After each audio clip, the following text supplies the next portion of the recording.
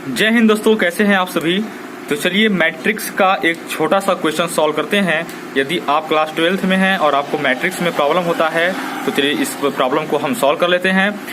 दोस्तों देखिए, पूरी दुनिया में अगर सबसे आसान है तो वो मैट्रिक्स है, क्योंकि इसमें केवल और केवल आपको जोड़ घटाव ही सीखना होता है। ठीक है, तो चलिए सबसे पहले मैट्रिक्स का कुछ बेसिक जान लेते हैं कि बेसिक क्या होता है। देखिए, आपको मैट्रिक्स में कोई भी चीज दी जाती है तो वो आपको, जैसे मान लीजिए कि मैट्रिक्स ए इक्वल टू दे दिया गया यहाँ पे 1 2 3 4 5 6 7 8 9। ये एक एग्जाम्पल के लिए है। मान लीजिए कि ऐसा दे दिया गया है। सबसे पहले देखिए, ये वाला जो कहलाता है, इस वाले को हम पहला रो कहते हैं। ठीक है, इसको दूसरा रो कहते हैं और इसको तीसरा रो कहते हैं। ठीक है, पहला रो, दूसरा रो और तीसरा रो, ये आपका हो गया पहला रो, ये हो गया आपका दूसरा रो और ये आपका हो गया तीसरा रो। ठीक है, R1 R2 और R3। अब देखिए, ये जो आपका होता है ये वाला, ये कहलाएगा आपका पहला कॉलम। ठीक है, इसको आप कहेंगे C1 पहला कॉलम, और इसको आप कहेंगे दूसरा कॉलम अर्थात C2, और इसको आप कहेंगे तीसरा कॉलम अर्थात C3। ठीक है दोस्तों, अब देखिए इंपॉर्टेंट बात क्या है।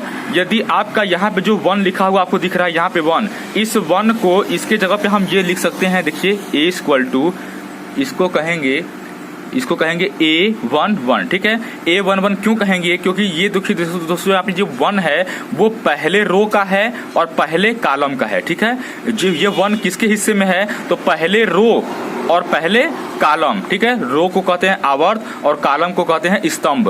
तो ये जो 1 है वो पहले रो और पहले कॉलम का है, तो इसलिए यहाँ पर लिखेंगे A11, अर्थात पहले 1 का मतलब है कि पहला रो और दूसरे 1 का मतलब है पहला कॉलम। ठीक है, इसके बाद इस 2 को लिख सकते हैं आप A12, 3 को लिख सकते हैं A13, यहाँ पर लिखेंगे A21, A22, A23, यहाँ पर लिखेंगे A31, A32 और A33। ठीक है, देखिए यहाँ पे A12 का मतलब ये हुआ कि पहले आवर्त का है तथा दूसरे वर्ग का है। ठीक है, यानी पहले रो का है दूसरे कॉलम का। ये देखिए यहाँ पे ये रो तो पहला ही है, जो 2 का स्थान है वो रो तो पहला ही है, लेकिन कॉलम क्या हो गया, दूसरा कॉलम हो गया। ठीक है, यहाँ देखिए C2 दूसरा कॉलम हो गया।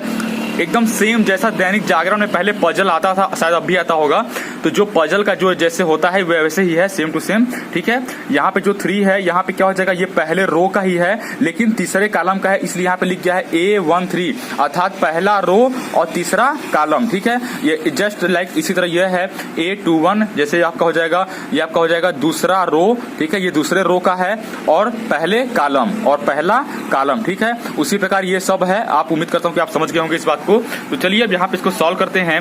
देखिए, अब ये आप समझ गए कि ये सब क्या है, कैसे है। आपको दिया गया है कि A बराबर इतना और B बराबर इतना, तो आपको सिद्ध करना है, प्रूव करना है कि यदि A में B को जोड़ के उसका डैश कर दिया जाए। डैश देखिए, इस पे डैश लगने का मतलब ये है कि इसको परिवर्त कर दिया जाए, मतलब इसको आपको इंटरचेंज करना है, रो को कॉलम में और कॉलम को रो में। ठीक है, ये डैश का मतलब होता है रो को कॉलम में चेंज कर देना और कॉलम को रो में चेंज कर देना।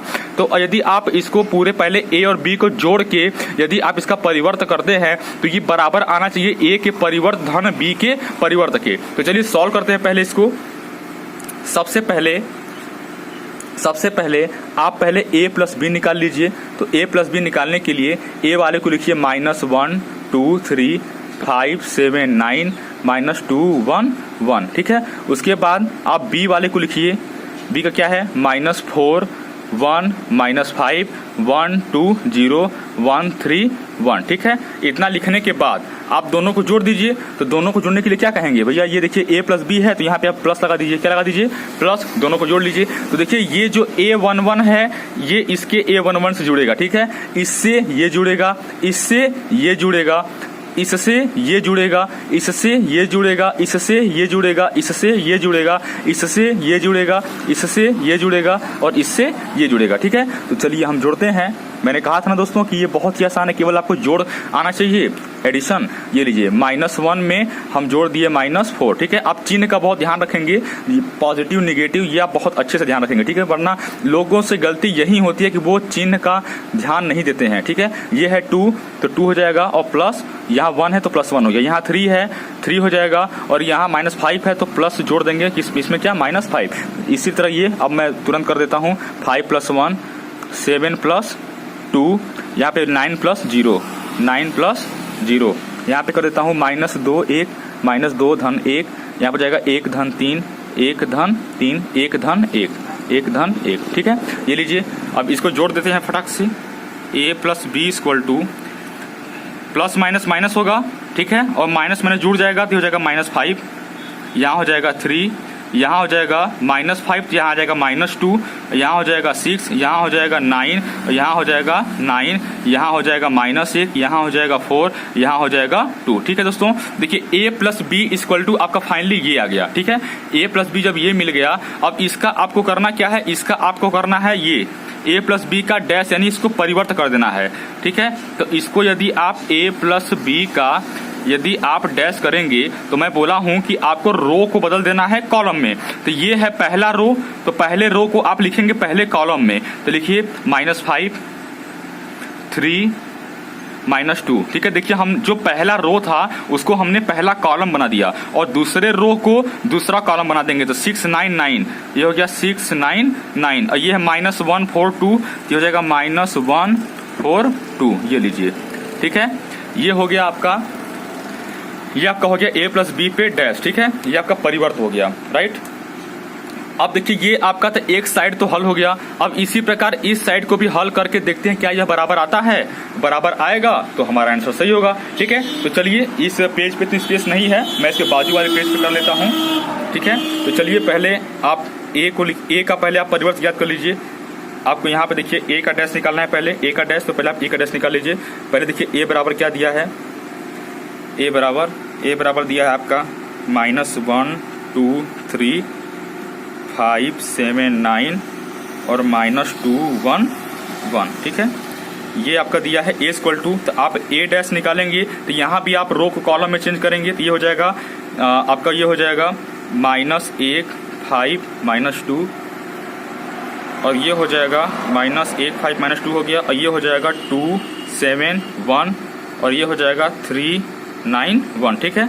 ये हमने चेंज कर दिया। देखिए हमने ये जो पहला रो था उसको पहला कॉलम बना लिया, जो दूसरा रो था उसको दूसरा कॉलम बना लिया, जो तीसरा रो था वो इसको तीसरा हमने कॉलम बना लिया, ठीक है। ये होता है परिवर्त करना, ठीक है। उसी प्रकार आप b को देखिए, b को, तो b का मान क्या दिया है, b का वैल्यू दिया है -4 1 -5 1 2 0 1 3 1, ठीक है। इसका आप परिवर्त कर दीजिए, परिवर्त कर देंगे तो आपका हो जाएगा पहला रो पहला कॉलम बन जाएगा, तो हो जाएगा -4 1 -5, उसके बाद आपका हो जाएगा 1 2 0, उसका हो जाएगा 1 3 1, ठीक है। अब आपको इन दोनों क्या करना है, जोड़ना है। देखिए आपने अलग अलग परिवर्त निकाल लिया, अलग अलग परिवर्त निकालने के बाद दोनों क्या करना है, जोड़ देना है। तो जोड़ दीजिए, a dash plus b dash जोड़ दीजिए, तो आपका हो जाएगा -1 5 -2 2 7 1 3 9 1, ये हो गया, प्लस अब ये बी वाले को लिखिए, बी डैश वाले को -4 1 1 1 2 3 -5 0 1, ठीक है। इन दोनों को आप जोड़ेंगे तो ये -1 -4 -5 हो जाएगा, 5 1 6 हो जाएगा, -2 और 1 -1 हो जाएगा, और 2 1 3 हो जाएगा, 7 और 2 9 हो जाएगा, 1 3 4 हो जाएगा, उसके बाद 3 5 कितना हो जाएगा आपका, हो जाएगा -2 9 में 0 9 और 1 में 1 2, ठीक है, 1 में 1 2। अब देखिए आपको a डैश b डैश का वैल्यू ये मिला, और आप ध्यान दीजिए प्रीवियस पेज को, तो आपको यहाँ पर a प्लस b का वैल्यू भी सेम टू सेम यही मिला था, ठीक है, यही मिला था। ये लीजिए, मैं थोड़ा जूम कर देता हूँ, बड़ा कर देता हूँ, ये लीजिए, यहाँ पे देखिए 5 6 -1, यहाँ भी है 5 6 -1, यहाँ देखिए है आपका 3 9 4, यहाँ भी है 3 9 4, और यहाँ पे है -2 9 2, और यहाँ पे भी है -2 9 2। तो दोस्तों देखिए ये दोनों साइड जो है बराबर हो गए ना, दोनों साइड बराबर हो गए, तो आप कहेंगे हेंस प्रूव्ड, ठीक है। Left hand side equal to right hand side, दोनों पक्ष बराबर है, इसका मतलब ये मेरा क्वेश्चन का जो सॉल्यूशन है वो बिल्कुल सही है। इसी बेस पे आपको ऐसे क्वेश्चन अगर मिलेंगे तो आपको करने हैं, मैट्रिक्स बहुत आसान होता है। आपको यदि एक बार में समझ में नहीं आया, मैं उम्मीद करता हूँ समझ में आ गया होगा, लेकिन नहीं समझ में आया तो आप इस वीडियो को दोबारा देखें, ठीक है दोस्तों। Thank you. थोड़ा कंप्रोमाइज़ करिएगा क्योंकि ये मेरा वीडियो हिल रहा होगा, इसलिए कि मेरे पास कोई अभी ट्राइपॉड नहीं है, मैं अभी घर आया हूँ, ठीक है दोस्तों। Bye bye, take care.